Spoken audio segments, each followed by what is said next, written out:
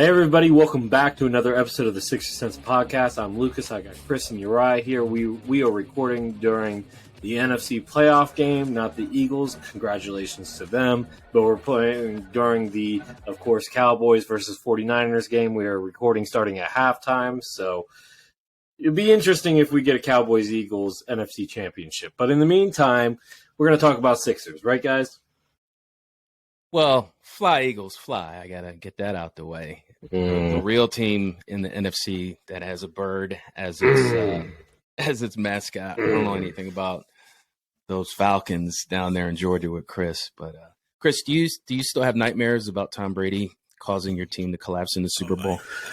I have no claim to the Falcons. I mean, he should have nightmares about the Colts doing the same thing this season. Right? No. Wait, who's your team, Chris? You like the Colts? I don't know if I have a team. I guess I don't know. I'll cheer for the Eagles and the Falcons. It just depends on the day. What's going on? He was probably a Falcons fan up until they choked in the Super Bowl. Probably. I think we talked about that on the podcast when that happened. Yeah, we did. So before we begin, we're going to obviously talk about the Sacramento win, 5 in a row. I want to take the beginning of this podcast to let everybody know that this will be my final recording podcast with the Sixer Sense. I'm moving on. I have some other opportunities coming my way, but I can't move on without thanking Chris and Lucas, who, when I say this, I mean this from the bottom of my heart. I couldn't have asked for anybody else better than you guys to guide me through this sports talk, sports writing avenue that I'm now on. And you guys taught me a lot. You guys have become more than friends. You guys are like my little brothers. And just want to say that I appreciate both of you. And I wish you both the best with everything you guys do. Absolutely. Same to you. You deserve this, man. You got good things coming in your future. Thank you. I appreciate it. Absolutely. You've done so much for the pod, Uriah, and so much for us. Yeah. This was not where it was, not even close with that. And then you came along and you propped us up a lot. You made us look good. That's like a song. But appreciation. You came along and propped us up. Look, put away the tissues, guys. Let's celebrate a little bit. The Sixers are on a nice win streak right now. If anybody said they would have won 5 in a row and just swept their away games, I think they'd be lying. But the Sixers went into Sacramento. There will be no what are they saying in Sacramento? Light the beam or something like that? Yeah, light the beam or something like that. Well, there was no lighting any beams that night because the Sixers walked away with the win, 129-127. Give you guys some team stats before you guys jump in. The Sixers, believe it or not, they out-rebounded Sacramento 46-29. I don't think I could remember a game where the Sixers out-rebounded their opponent. 27 assists for the Sixers, 28 for Sacramento. The Sixers were turning the ball over a little too much, but luckily they pulled out. They had 15 turnovers compared to 8. They shot 52% from the field, 42% from three-point line. And in terms of fast break points, not much fast breaks going on in this game. Sacramento had 11. The Sixers had 10. Points in the paint, the Sixers had 70 compared to 56 for Sacramento. And I'm just looking at this real quick, this lead tracker chart going from left to right. And all you see is purple, which represents Sacramento. And they had the lead the entire game. And then right in the third quarter, you see it spike the opposite direction. The Sixers took over and never let go. So let's start with Chris on this one. Chris, what stood out to you in this game when it comes to the starters? No Joel Embiid, no Harden. What stood out to you? That's the key point, right? No Joel, no James. I think just about everyone had written Philly off in this game. Sacramento is a very good team. They've been especially strong at home. They're 15-10 at home now this year, and they're a top 4 or 5 seed in the West. So that's a very legitimate team, and Philly has historically struggled without Joel, not to mention without James too. So going into the game, most people were pretty comfortable chalking it up as a loss. So was I. At halftime, It felt that way. But Sixers pulled it out, and they capped off what is now a 5-0 West Coast road trip, which is not very common. no matter how good you are, to go to the opposite coast to win 5 in a row is not an easy thing to do. Tyrese Maxey, who has been, involved in a lot of different debates recently because he's coming off the bench, back in the starting lineup for this game, 41 minutes, 32 points, 6 assists, was pretty instrumental in helping them get this win. Had a huge second half, 21 of those 32 points, I believe, in the second half. Not his most efficient game, but his aggressiveness opened up so much for everyone on the court, and you just got to give him props for leading the team with the main guys out. And Montrez, we like to give him flack all the time on this podcast, 17 points, 7 of 8 from the field. Had a really strong, efficient night, stepping in for Joel. Tobias was really good, his typical efficient self. Melton had a good game, scored 14 points, got 3 steals, 7 boards, 5 assists for good measure. Like, everyone except for PJ Tucker stepped up, and they got the victory. So, it was a little close down the stretch there. A couple of key mistakes from some players that I'm not going to mention by name, but the Sixers ended up getting the victory, and that's all that matters. You got to wait for the bench. We're going to talk about the bench soon. So. Yeah. Go ahead, Lucas. What'd you take away for the starters? Well, I mean, gosh. I mean, Chris, you touched on a lot of it. I just like the fact that Maxey came in there and said, hey, guys, remember, I'm still a starter in this league. 32 points, 6 assists. Maxey, if it wasn't for the injury, I think we wouldn't even consider having Maxey coming off the bench. But now that conversation is happening, and we'll talk more about it later. Montrez, like you said, played really good spot minutes.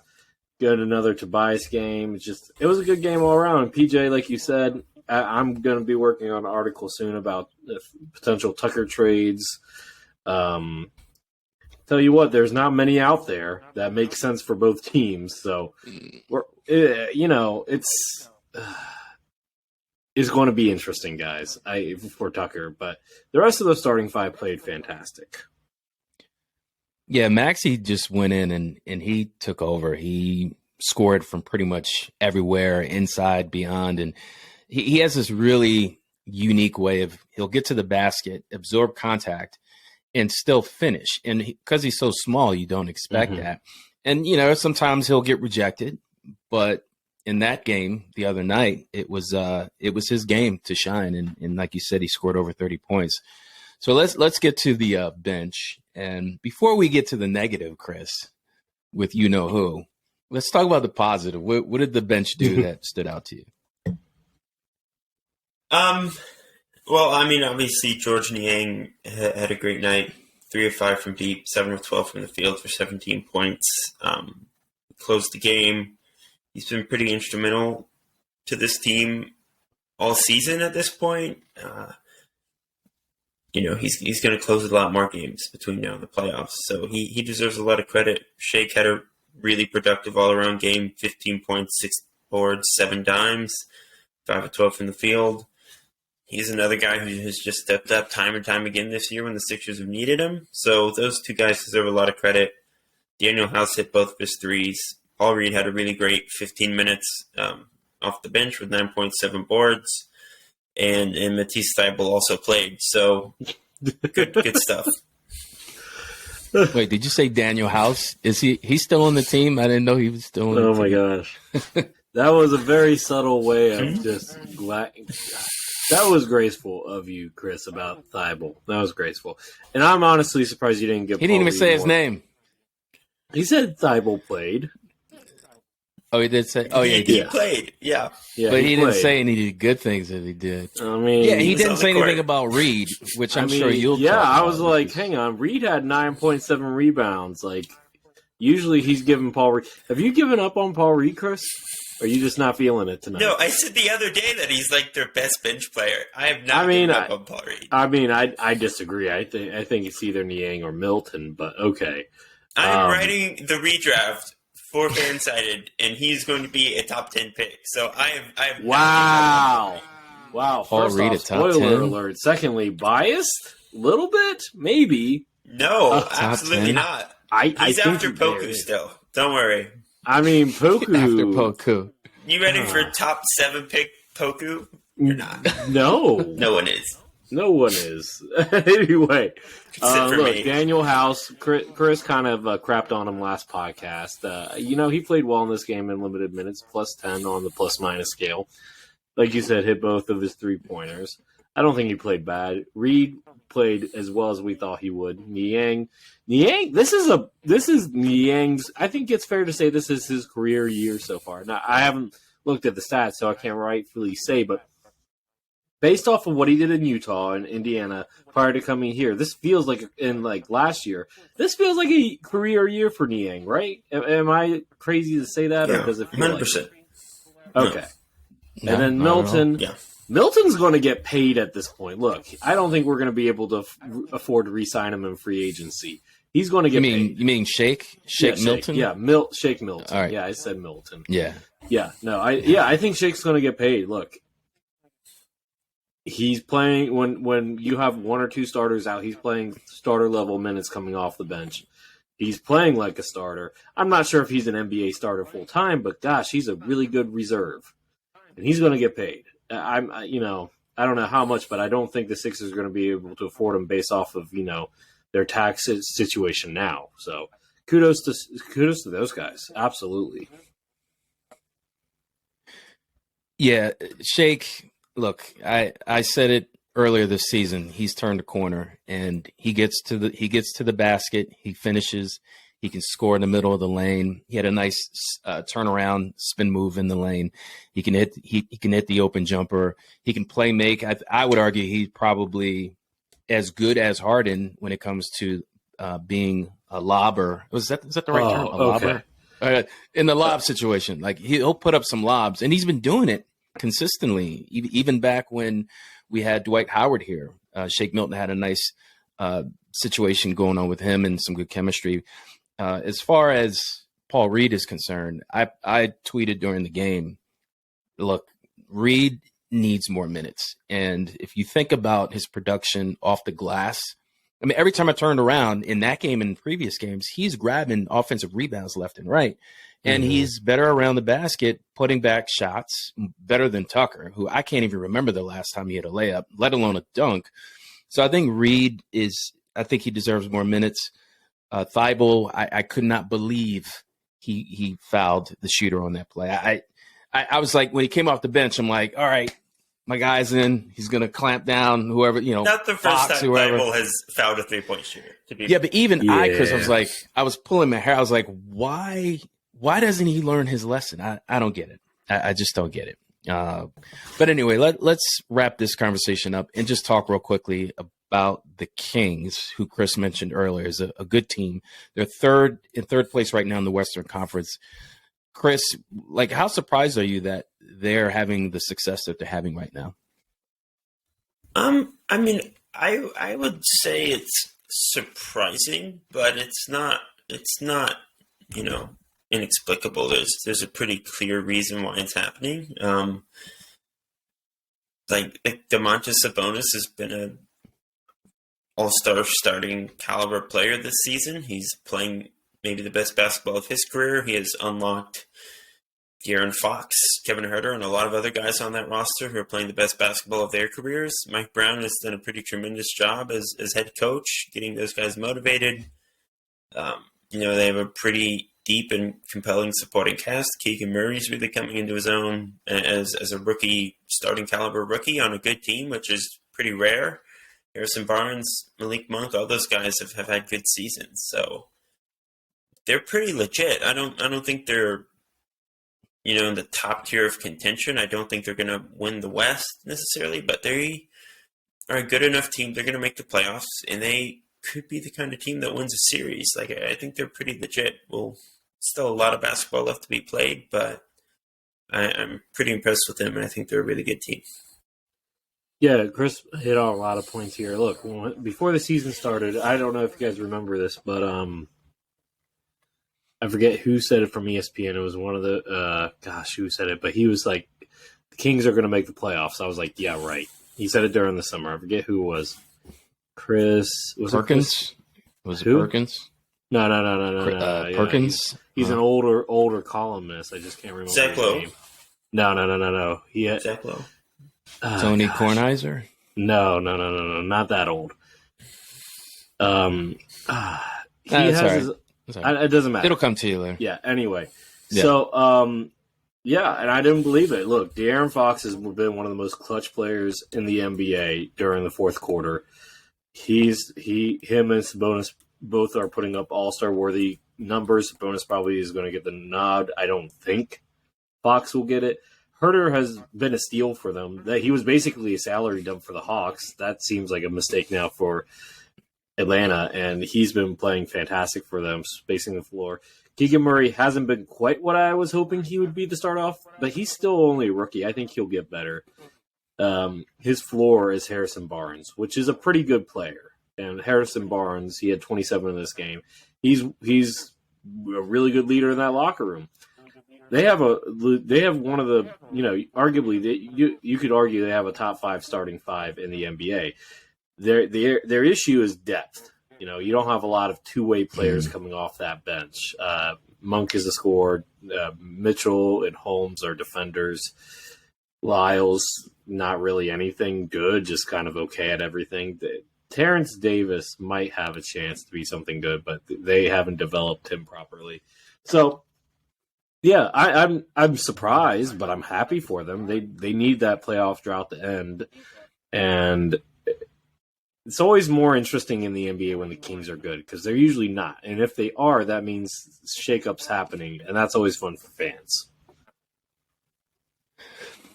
Yeah. All right, so we're done talking about the Kings. Let's go to the other game where the Sixers were also victorious against the Blazers. So the Sixers in this game, they won this game 105-95, and the Sixers, as far as team stats, they had 43 team rebounds compared to 44. They had more assists, obviously thanks to James Harden, who did play in this game. They had 24 assists total against 19 for the Blazers. The Sixers had more blocks, more steals. Defensively, they were definitely on point that evening. Less turnovers, 12-15. They shot 50%, where the Blazers, and this is where they just could not get it together. They could not hit anything. They only shot 37.6%. It's going to be hard, whether you're playing on the road or at home, to beat anybody in the NBA if you can't hit 40% for an entire game. As far as fast break points, the Sixers got out and got some easy buckets, 19-12. Points in the paint, they dominated the paint, which is surprising because Nurkic is pretty solid center. They had 56 points in the paint. Joel Embiid had a really good game, 32 points. Damian Lillard had 25 points. Chris, let's go to you first because I think you watched that whole game. I honestly did not see that whole game, but Chris, what stood out to you in the Blazers game? Yeah, I mean, this was one of the better defensive efforts from Philly in a while, especially in that first half. Like you said, Portland just couldn't get much going. They scored 14 in the first quarter, only 20 in the second quarter. Second half was a bit more competitive. The Blazers made a couple of inroads, but still 10-point win, not a lot of doubt about it. So a really good defensive effort, which started with Joel, who had 3 blocks and a steal. You mentioned the offensive success, 32 points, 9 boards. That's pretty much like what he's averaging. That's like standard Joel at this point. Yeah. So he deserves a lot of credit. James, 16 points, 14 assists, 10 rebounds. You'll take a triple-double any night of the week. It was nice of Jeremy Grant to let him get that triple-double at the end there, which I thought was nice. A good maxey game off the bench. Yeah. 15 on 12 shots for Tyrese in 29 minutes. One of his better games, ramping up to the Kings game, which was probably his best game back for obvious reasons. And yeah, I mean, just a really impressive all-around win. Coming off of 3 pretty difficult, well-earned wins on the road already, this Western Coast trip has been pretty impressive all around. And the Blazers are maybe not the team we thought they were early in the season, but they're no pushover. They're 11-9 at home. This was in Portland, and it was a pretty impressive win for the Sixers. Yeah, Chris pretty much hit the nail on the head there. Melton did a pretty good job locking down Dame Lillard. Lillard only had 25 points, but that was on 21 shots. He shot 3 of 13 from downtown. Melton had 2 steals and a block, 5 points. He wasn't really effective on offense, but offense is just, a little bit of icing on the cake for the Sixers with Melton. So that's great. Like you said, Chris, James Harden triple-double, always good to have. Joel's dominance is just expected now. 32 and 9 seems like the regular. Harris had a good game. Like you said, Tucker, like the Kings game, only had 19 minutes in this game. Was a plus 14, good, but didn't feel like he really contributed much. So, yeah, no, I think overall the starters did a good job in this game. Hey, real quick, do you think that Jeremy Grant talked to Harden at any point before he missed that shot on purpose, or you think he just did that? And because Harden was standing right there at the rim.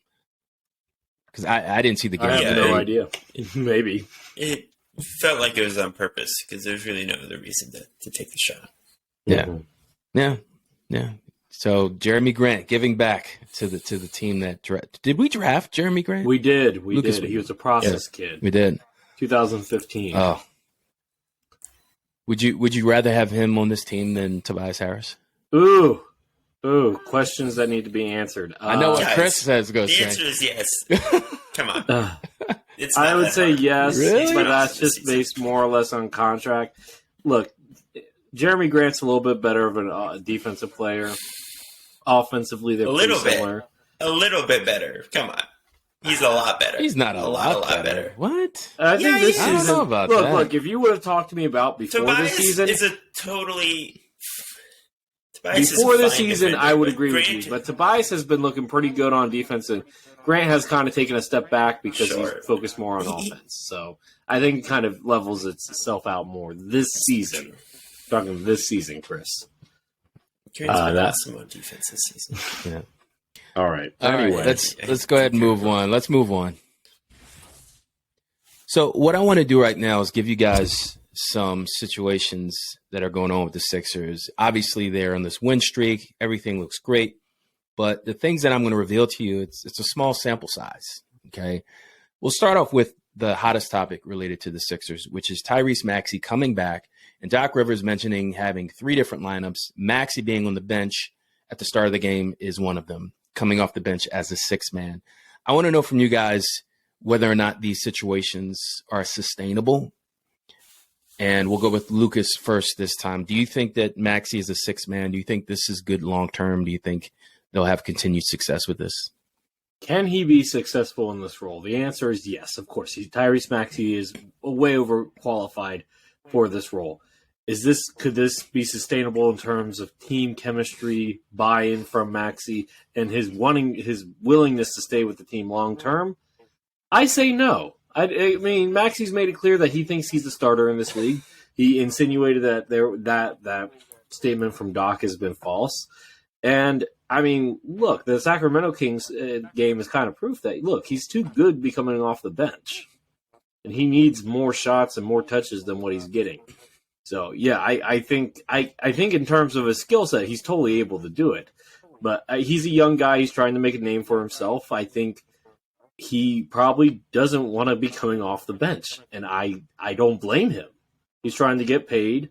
Guess what? This summer, he's extension eligible already. Believe it or not. Wow. So yeah. Wow.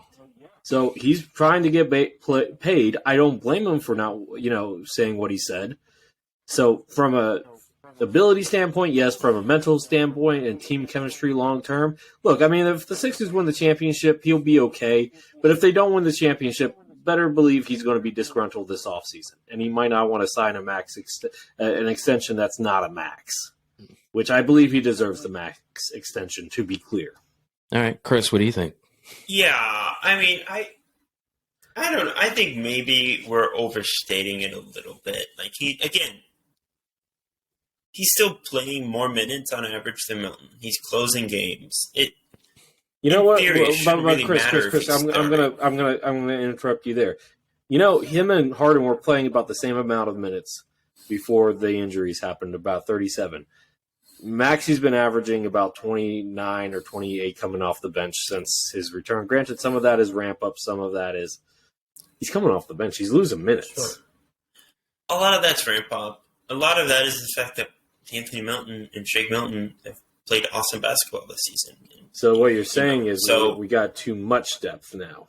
No, I mean, Maxey's been a good sport about it. He doesn't seem disgruntled at the moment. So, I mean, is it sustainable? I don't know. Should he be on the bench while PJ starts? I don't know. Probably not. But it doesn't really matter, I don't think, in terms of how, the Sixers are going to be successful either way.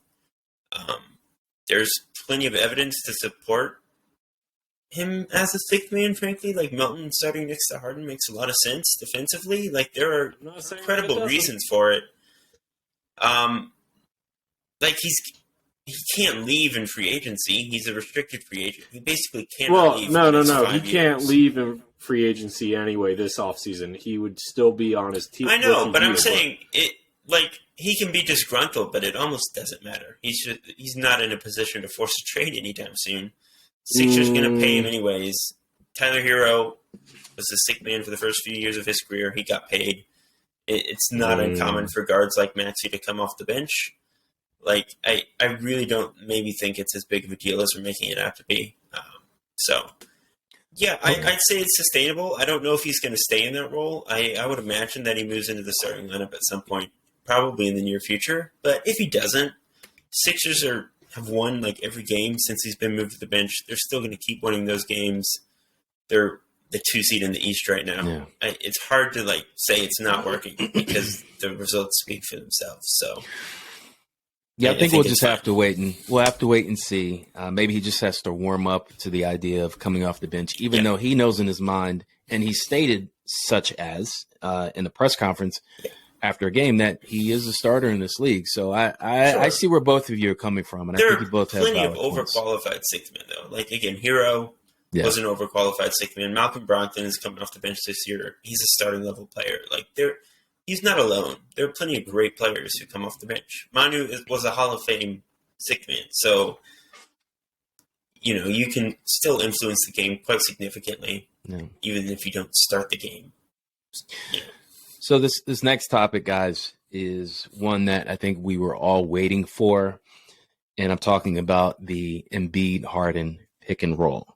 Now, as of I'd say the past 10, 15 games, it's starting to come together, and it looks great. I've heard many analysts on TV say, oh, it's unstoppable. But we know come playoff time, when adjustments need to be made, you have some really smart coaching staffs out here in the NBA, especially with the top teams. You have some really great players who can adjust and, watch tape. How do you stop something, that was successful in the middle of the season when it comes to the end of the season? I mean, stuff can be adjusted. So my question to you is this sustainable, this success with the pick and roll? Do you think it's gonna be this successful for the duration of the season? Let's go with Lucas first. Yeah, absolutely. Look, it's one of the best pick and rolls. There's no way to stop it. Look, you sag off of Harden. He's been taking more mid-range shots than he has in his whole entire career, and being pretty efficient with it, by the way. Or you let trap Harden or whatever to Harden. He passes it off. Joel's ready. The only way you defend it is if you can try to anticipate the pass, but even then, that's Harden can make you pay on that. So, or Harden will just hit somebody else, whoever is helping. So, yeah, I think it's sustainable. It's been sustainable for pretty much a year now because we're getting close up on the trade deadline. It was, despite them barely playing with each other, it was pretty good. They were pretty good at it last season, and then this season it's only gotten better. Yeah, I mean, James and Joel are leading the NBA in assist to point between two players by a pretty healthy margin. There's no reason that's going to stop. It pretty much has been unstoppable. I mean, Joel is just walking into open pick and pop 12-foot jumpers every game. When he does roll, he's a very talented finisher who's very hard to stop going downhill. It's very hard to stop. These are two of the best offensive players in the NBA, I would not hesitate to call that probably the best offensive two-man game in the league right now. And playoff adjustments will be made. Defenses will key in on it. But, Joel and James are two very talented isolation players. The Sixers have guys who can score, if they're passed to off of against the rotating defense. Tyrese is great at that stuff, so if they have to go to ISO with Joel on the nail or James up top, they have guys who can create off of that. Joel, has been better than ever at passing out of doubles. So it's going to be really hard to slow down this team full stop, even in the playoffs, as long as they're healthy. So I would say it's pretty hard not to be excited about how that duo has progressed. I think I have to take the negative route, where when you look at the playoffs and you have top tier teams like Milwaukee and Boston, for example, Marcus Smart, one of the top defenders, defensive player of the year last year, Giannis Antetokounmpo, who also has Brook Lopez and Drew Holiday on the same team, good coaches on both teams. I think in the playoffs, the pick and roll, if it doesn't work, they're going to need the bench to really step up, which is why, although it is nice to have this duo, this tandem that's so effective in the regular season against subpar teams, which on this road trip, let's just call it what it is. These teams are not top contenders. I think it just remains to be seen. I'm not confident just because we've been let down too many times with this team. But let's move on to the next situation, and that is the bench rotation. As of right now, we've seen Doc go through different lineups and give guys different minutes, probably based on matchup, right? It just makes sense. But Lucas, do you think that the current rotation that Doc has kind of like tuned into, do you think it's sustainable for the wins that they're trying to get? Well, let's evaluate and stay who's in the rotation right now first before I answer that. Yeah. So we got Maxey coming off the bench right now, right? We'll say that. Let's just say that that's the case moving into the playoffs. We got Maxey coming off the bench. Then you have Shake. And then you have Niang, Harrell, and sometimes Thibault, right? Yeah. Let's just cut out Thibault because I don't think. What about Reed? What about Paul Reed? Reed's not in the rotation regularly. Doc goes with Harrell more. Yeah. Okay, let's just say it's Harrell, right? Mm-hmm. So in the playoffs, we've seen at least two of those guys get played off the floor. And Niang, because as much as we love Niang, Miami took advantage of him. And then we've seen it multiple times with Harrell that he got played off the floor when he was with the Clippers and Lakers, right? So then that really only leaves you Tyrese and Shake. Tyrese is a defensive liability, but his offense makes it okay. Mm-hmm. And then Shake has had his moments in the playoffs that he's looked really good. So really what you're telling me is that we have 1.5 to 2 good rotation bench players that we can rely on.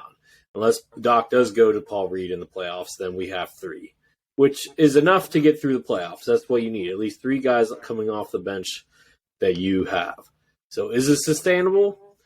I'm going to say maybe. It depends on if Doc can finally get his head out of his butt about Paul Reed. But, James Harden loves playing with Montrez. So we'll see. I don't know how much that's James versus Doc. That feels more of a Doc thing than a James thing. But...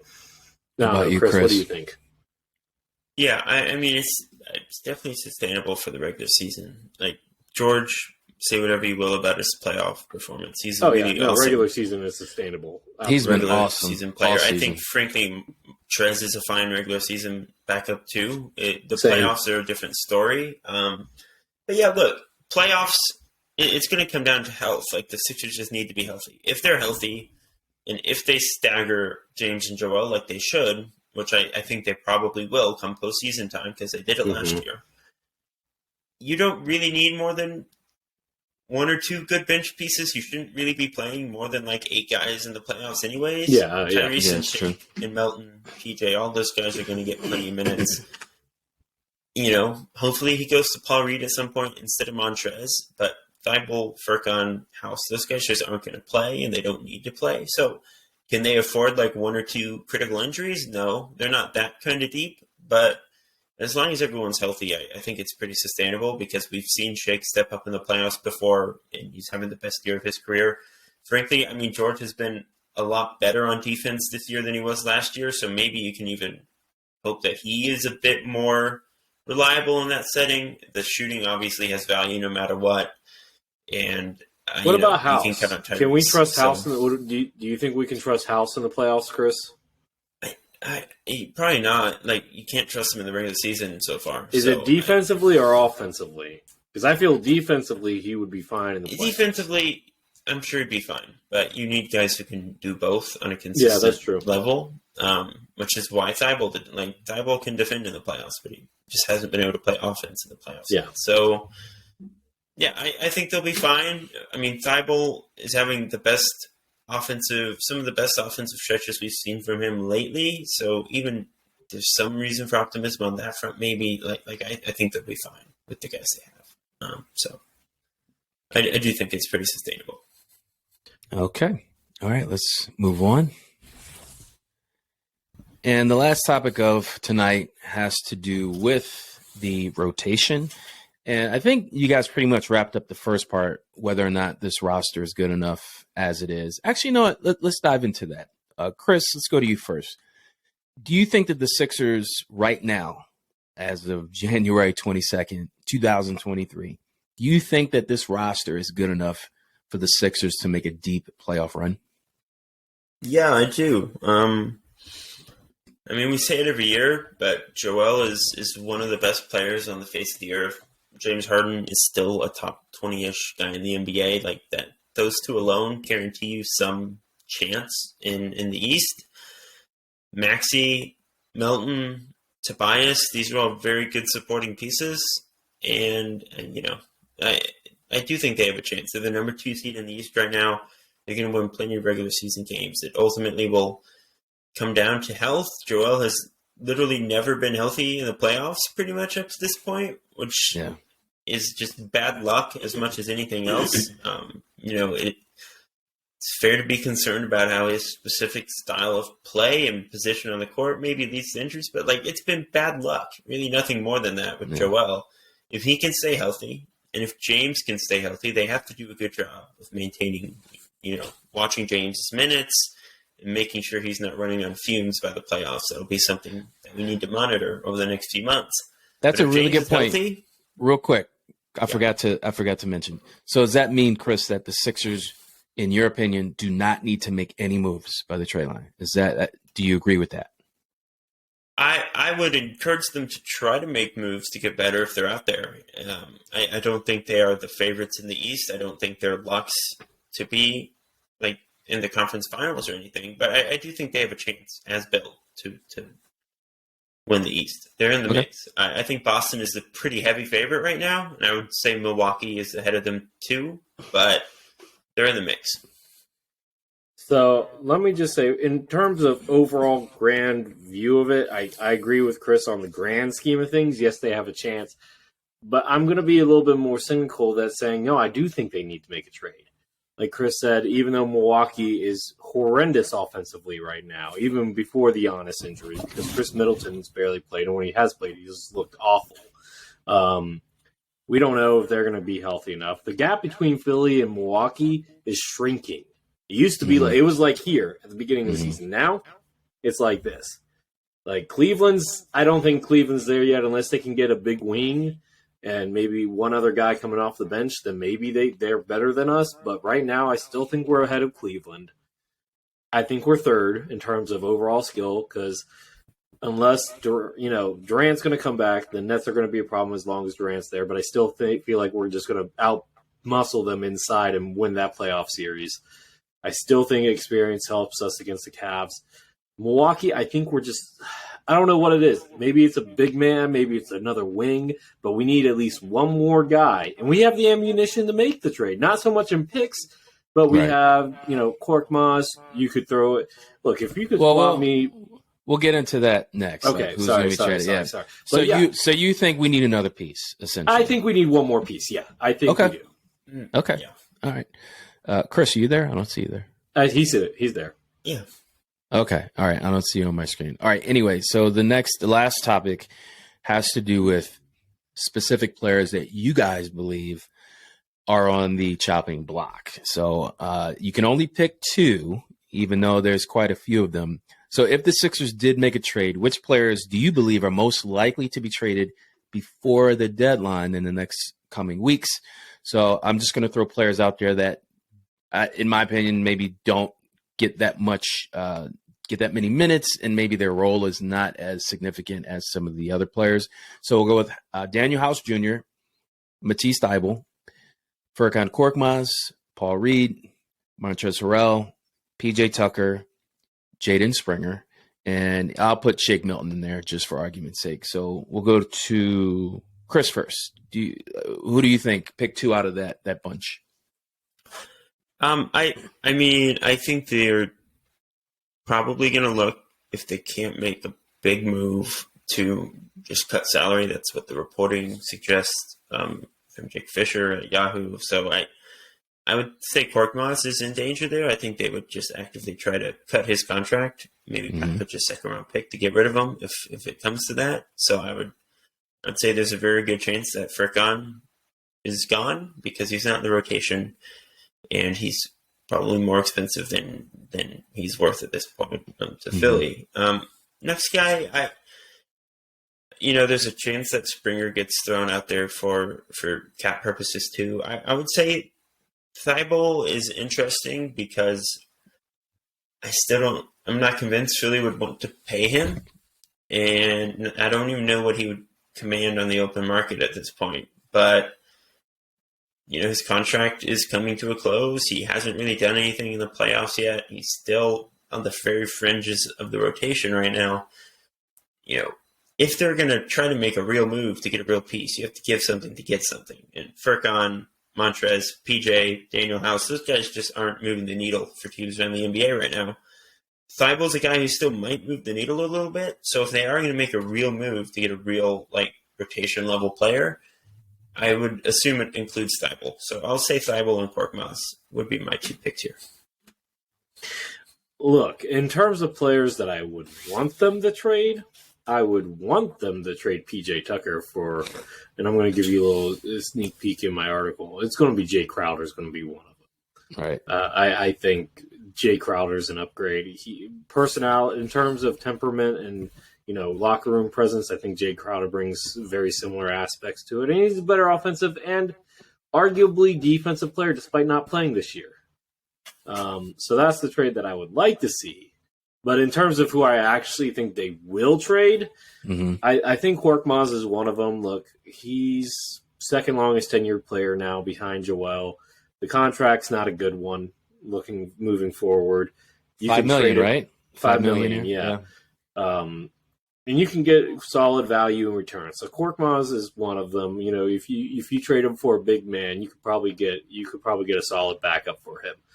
And the other player, this is where it gets tricky because part of me wants to say you could package Korkmaz and House together because House is making what the $6.4 million. Chris, is that it?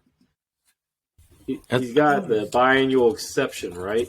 I don't think it's $6 million. I think it's Is it 4.6 or is it 6.4? It's 4.1. Okay, 4.1. So that gets you close to $10 million there with those two. So yeah, you could get a solid rotation player for $9 million. Here's the thing: it's not like they're 1 year deals, right? House has a player option that he's probably going to pick up for 4.3 next year. Furkan, I believe, also has an extra year on his contract. So, those trading are these guys will multi-year be commitments. Yeah. Multi-year commitments to guys who might not play for any other team because they just haven't been Maybe this year. It depends on how much your team needs shooting for Korkmaz and you're not going to get a good player for Korkmaz and House, I don't think. Unless I don't know.